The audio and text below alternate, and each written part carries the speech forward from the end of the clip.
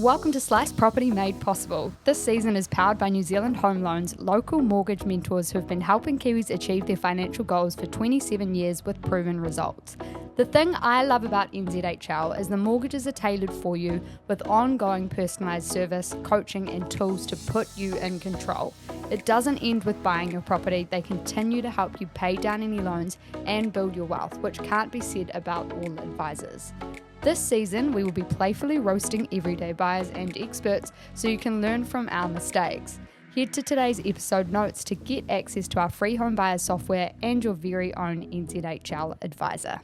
Welcome to the show, Janelle. Thank you so much for joining us. Let's take a look at your first home. What can you tell us about that journey? We bought in Otahu when I was pregnant with my first daughter. We kind of panic bought. Was that like a nesting thing? No, it was we lived in a little one-bedroom converted flat in Epsom, and it was very mouldy. There was no space. It was we just kind of panic bought. We were like, okay, we're pregnant, let's buy a house. I think it was just always in my mind we had to have the house before having the baby. So we did that. We were very lucky to buy at auction where no one else was bidding, and we kind of found out afterwards it was in a terrible street, which was... How did you know that? Had you not been there? We had. Yeah. We had been there, and we thought we'd done really well because we'd been there quite a few times and we'd been there at night and what have you, but I don't know if they were just behaving or what was going on, but it was very rough, lots of activity, quite stressful. The wrong kind of activity when you're, Lots of drama. I think our house made it onto the news a couple of times. Oh, so you bought a famous house.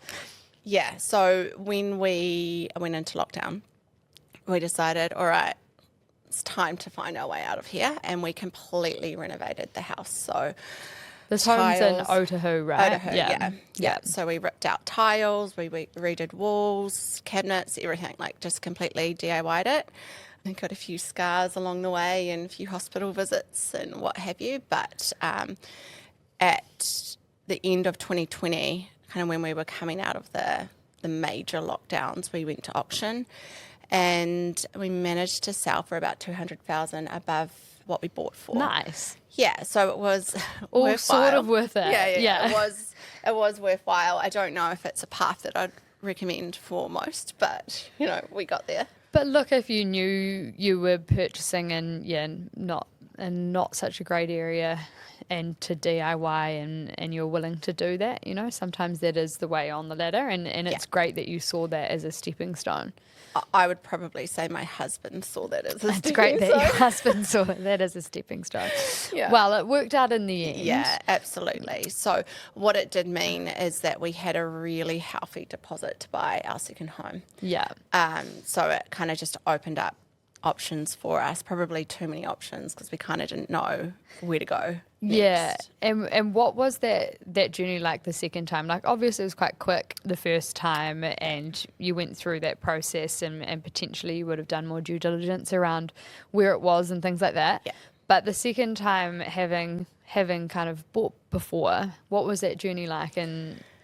So, it was very different the second time because obviously we had our daughter and we had a dog now and we had everyone that we were, and a cat, and everyone that we were trying to cram into my in-laws' house, which was great that we could stay there. But we knew we wanted an area where we could send our daughter to school and, for it to be safe and we could go for walks down the road and have a bit of community and what have you. But we just didn't know kind of what that looked like. So what was the financial part of that like? Did you get pre-approval? We had a mortgage broker and we had pre-approval. I think it was over 1.6 or it was around the 1.6 mark. Yeah. But that was quite uncomfortable for us, logically knowing that we'd been approved for that, so therefore we could make the payments. It still just seemed like too much of a leap. Bearing in mind our first house we bought for $650. Yeah. So that's a massive leap. You're like 3 times the amount. Yeah. And look, we were very lucky. We had a great deposit, but it's a lot of money. Yeah. So we decided we would set a budget And how did you set that? So it was very simple how we set it. We looked at what the bank had said we could borrow. We looked at what our expenses were. We did some kind of rough calculations of repayments. And then we were like, okay, wow, essentially if the bank has said this, then we will set our max at, I can't remember exactly what it was, but it was about 1.3. We're like, that's going to be so just our create limit. a buffer, like you just dropped what you thought. Absolutely. And so we started looking all over the show. We were looking out in Clevedon, we were looking on the North Shore. I'd already really loved the Riverhead area and Kemu and what have you, and we'd actually gotten married out there, but always just thought it was far too far out. But I managed to convince my husband to go and have a look, and we had a look at houses, we had a look at sections, we had our heart set on a couple of sections and we just missed out on them. And then we found the house that we went on to purchase, and it was fairly new, like it was only 18 months old. Yeah. On a good piece of land, looked like a really good neighbourhood. You know, we compared to the last one, it probably wasn't hard. Compared to where we were coming from, we were like, yeah, okay, this looks really nice. Yeah. What did you end up actually paying for that? So we paid 1.418. Yeah. Yeah. And that went to auction. It went to auction. So we did put in a pre-auction offer. Great way to try and shake out some competition. Yeah, I mean, I think we probably went so low that they tried to shake us out. To be fair, the real estate agents were just like, you're having a laugh. And we're like, no, because we were probably overly confident because we're like, we did so well with our first house, you know, we made a profit, it's all good, like we've got this. This is what we should offer for this house based on CV. Yeah. No real experience of the market or what have you. Yeah. So you were just using CV as an indication for what you should offer. Yeah, we were using CVs and our which own are logic. very out to date. Yes. Yeah. But, yes, so I know that now. So that's mistake number one. Yeah. It's time for a segment we're calling Roast My Home Hunt. It's time to roast, don't take it to heart. When we learn from your mistakes, we all get smart. So we put in an offer that was obviously rejected pretty quickly and then went to auction. And I do feel like the real estate agents were surprised to see us at auction. They were kind of like, what are you guys doing? Like, you're back here, wasting our time. So we went into the auction. It was very nerve-wracking second time around because we were quite emotionally attached to the house. We were already moved in. And so that's dangerous as well because when you go to auction and you're like, oh, this is our property. Yeah, this is our house. Yeah. And so I was meant to bid at the auction. So my husband did the first home and he kind of stopped mid-auction and the whole auction went to stall and somehow we still managed to get the house. So I was like, nah, I'll do this one. I've got it. It's all good. And then the auction started and I was like, I haven't got this. Like, I don't want to be responsible for bidding this amount of money. Yeah. So I was like, tag, you're it. And he just kind of turned into this different person. So he's usually very cautious, you know, purchases are very well thought out. In this auction, he was like, I want this house and I want it now. I'm going to get this house. And then, so we're going head to head with this other couple, which was awful because she was like heavily pregnant. Oh, they had obviously moved into the house in their heads as well. And then the owners came back and they were like, look, bid another 10K and we'll throw in the spa pool. And that was it for my husband. I think he ended up spending another like 80K or something like that.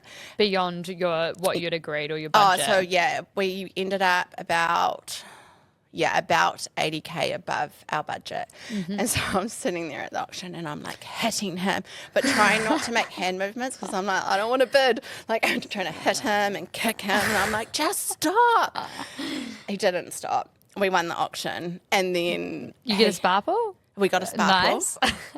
It is a well-used spa pool, but good. Probably the most expensive spa pool you will ever purchase. Like, it's a $10,000 spa pool.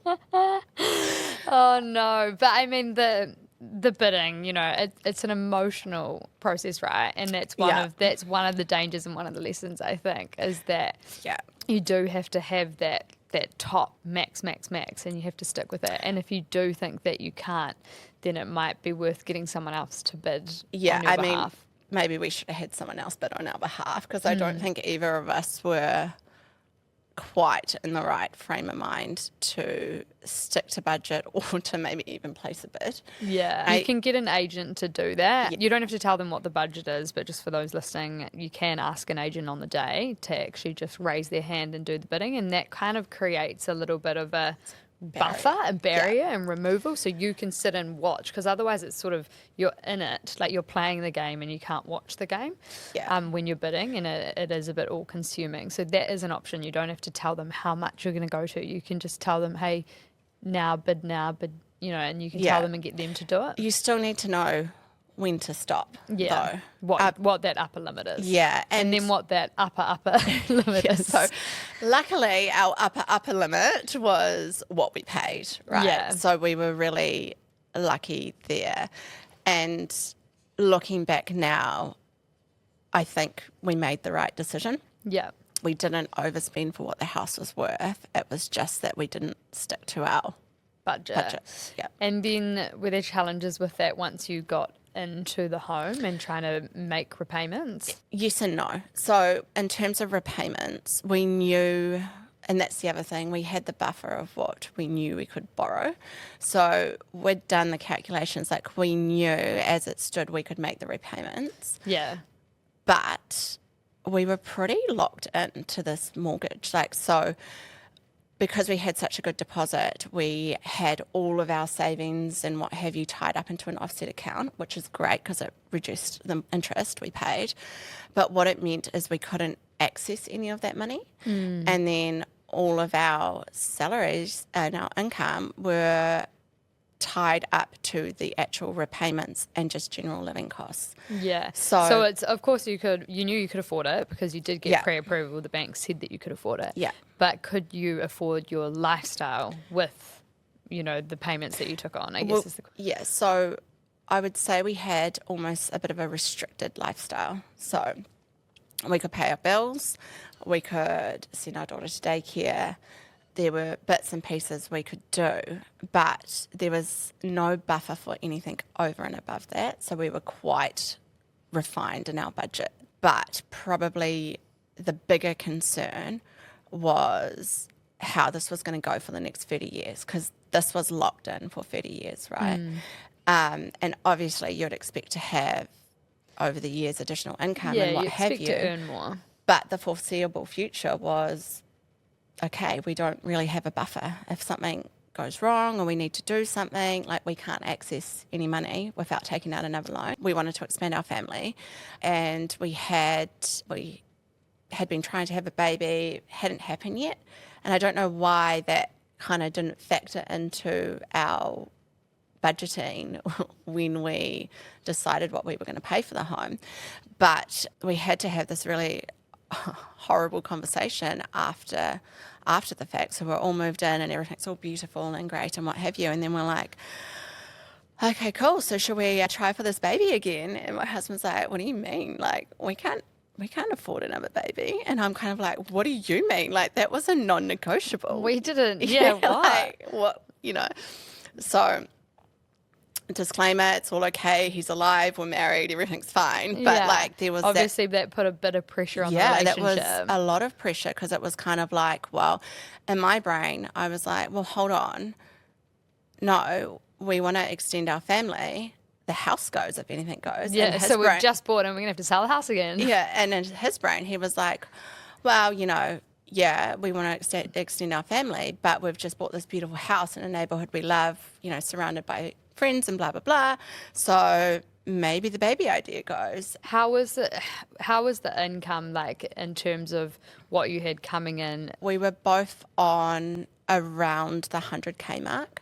So we had decent income. A couple of 100K Yeah, income. we had decent income coming in. And the other thing we had, because our house is 5 bedrooms, we had kind of a Airbnb room up the front of the house, which was a little bit separate from the rest of the house. So we were renting that out. And because we lived near all the wedding venues and there's no accommodation, that was really good income for us. Was that happening from day one? Yeah. So literally week we moved in, we'd talked about it. My husband was obsessed with this idea of like Airbnbs and generating additional income and stuff. It does help though. It's great cash flow hacking. It definitely helps.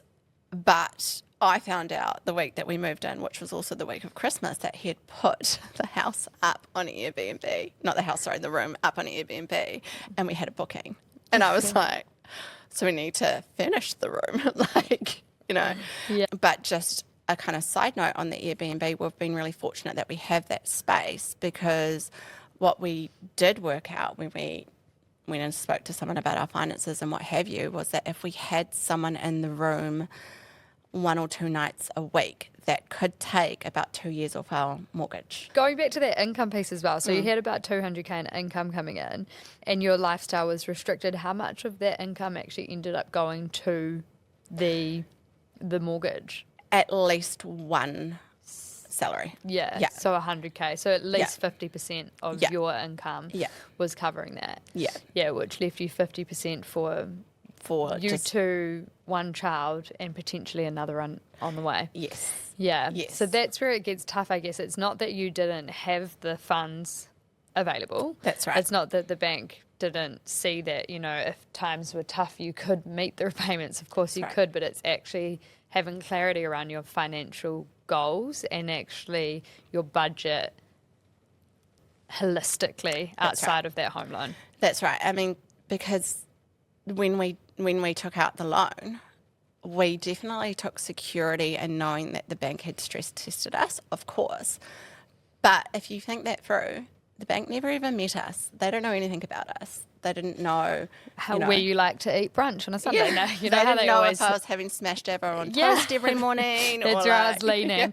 But and it's not for them to tell you that you can or can't, but it's for you to actually work out, you know, which of these things am I willing to give up or can I not give up? And it's not like you're talking about smashed avocado or brunches. Actually, you were talking about another child. Exactly. Yeah. Which is... And look, the decision got taken out of our hands because I did become pregnant. Yeah. Which was great. But it was very much a kind of like, oh, okay. Now, how do we manage this? Yeah, and I just changed jobs. There was a lot of talk around, you know, supporting people to make better financial decisions and to like achieve their goals and what financial freedom looks like. I should probably look into this with a bit more detail. Yeah. Because I think it's very normal, though. A lot of people do. Like, it's obviously you've learnt your lesson. It's not the ideal approach to just take that pre-approval and go, oh, yeah, we're golden, we're good to go here. Yeah. A lot of people definitely do that, but it is actually you need to go into more detail around what those financial goals are, especially when it is a 30-year term loan. And say you don't, you know,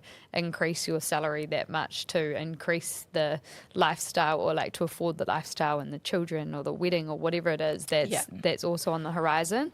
But you then move to NZ Home Loans, right? Yeah. So is that where that's where that conversation started happening? Yeah. So I just started at NZHL. We were talking about, you know, supporting New Zealanders to financial freedom, how there's other options, all that sort of stuff. And before that point, a 30-year home loan was just kind of standard to me. It's what I'd expected when I became a homeowner. And I didn't really even actively consider that there was any other option. In my mind, it was kind of like, well, if you want to pay it off faster, save up some money and make a bulk payment. And that's kind of how you do it, right? Like you up your income, you save, and then you pay it off. And so I was tasked with having a consultation with one of our advisors, just kind of so I understood the process, because it was a bit of a blocker for me. I was like, I don't understand. Like we have this mortgage that we can't shake, and I feel like we're reasonably intelligent people, but this mortgage is hanging over us. And so we met with our advisor, Jo,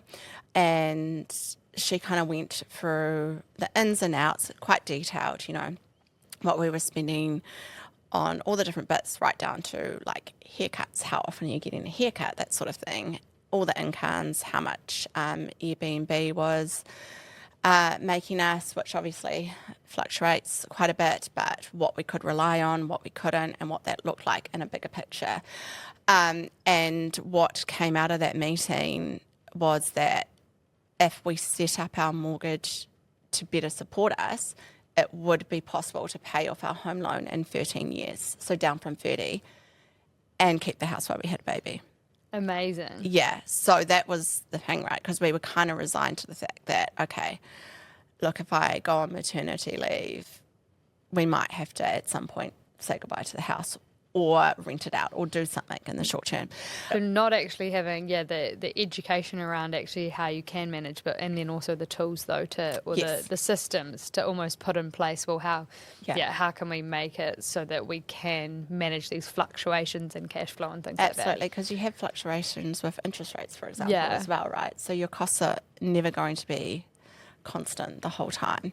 So it has been a bit of an adventure and definitely a bit of a learning curve. And just kind of retraining kind of how we think and how we do things and even how we talk to our daughters about money or the strategies that you can kind of use, because as you said, you think you're highly intelligent people and you are. I mean, I didn't say highly, but I'll take that.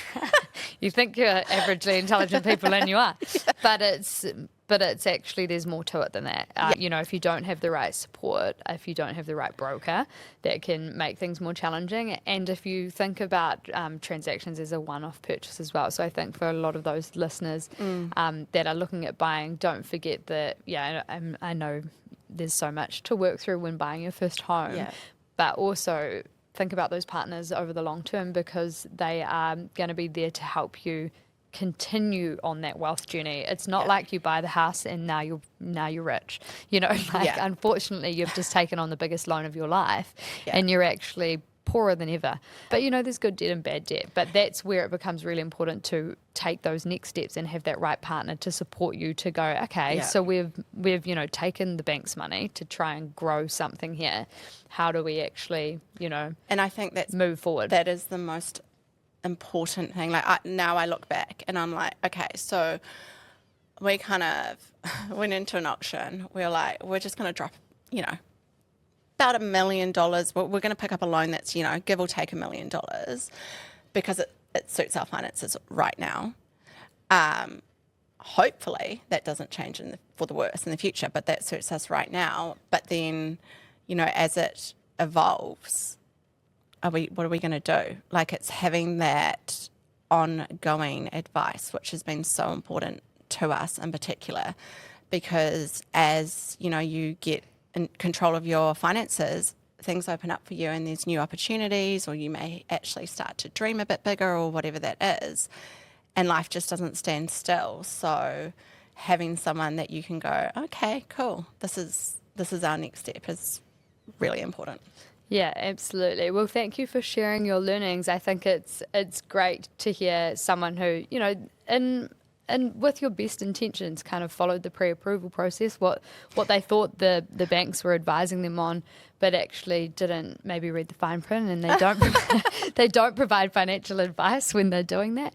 But that's where, there's that opportunity for people to learn from that and go, hang on, actually, who do I want to work with on this journey? Because it's not a one-off transaction. And what are my options? And how am I actually going to manage when I take this mortgage on, rather than just blindly taking whatever the bank will give you? Because ultimately, you will pay the bank back. They've seen your balances and they know that you're going to pay them first over anything else. Yes. But that means that, you could really be sacrificing some of your other goals or your lifestyle. And I'm not saying an extravagant lifestyle. I just mean very basic things that can get challenging if you don't run those, run through the different and get really clear from a financial planning perspective, which is something that NZ Home Loans obviously does really well. So I'm lucky to have them support you, obviously, and also to support this season's podcast. So thank you so much for joining us. Thank you for having me. One last question for you, Janelle, which is, if your let's do first home. If your first home had a doorbell and that doorbell played a theme song in Otahu, what theme song would it play? I mean, I feel like I was prepared for this home, but my first home, I feel like it would be something along the lines of It's the Final Countdown, and that is very dramatic. But do you know what I had in my head, which was I haven't seen the house yet. We'll share some clips, but it's burning down the house. Yes. And that's great, because also, quick story, one day I opened up our blinds and 2 houses over, someone had set fire to it, right? And the flames are kind of coming over the driveway. And I've got a 6-month-old baby who had finally put to sleep. And I just remember being so sleep deprived, and I walked out the front And your neighbour's just on fire. to the firefighters, and I was like, do I have to leave? They were like, what? And I was like, yeah, I just put my baby to sleep. Like, do we have to get out of here? And he's like, well, it's probably a good idea to get prepared. Again, get prepared, right? Yeah. That is gnarly. Yeah, it wasn't great. And congratulations, you've made it past that stepping stone and on to the next. So thanks so much for joining us, Janelle. Thanks. Thank you for joining our community. Please leave an Apple or Spotify review and provide feedback so we can improve our podcast for you. We really appreciate it. Check out the links in today's episode notes to get access to our free resources and your own NZ Home Loans financial advisor. On that note, a quick reminder, Slice the podcast does not provide financial advice as we're not taking into account your personal circumstances. However, when you join our platform, we have a team of partners like New Zealand Home Loans ready to provide you with financial advice free of charge.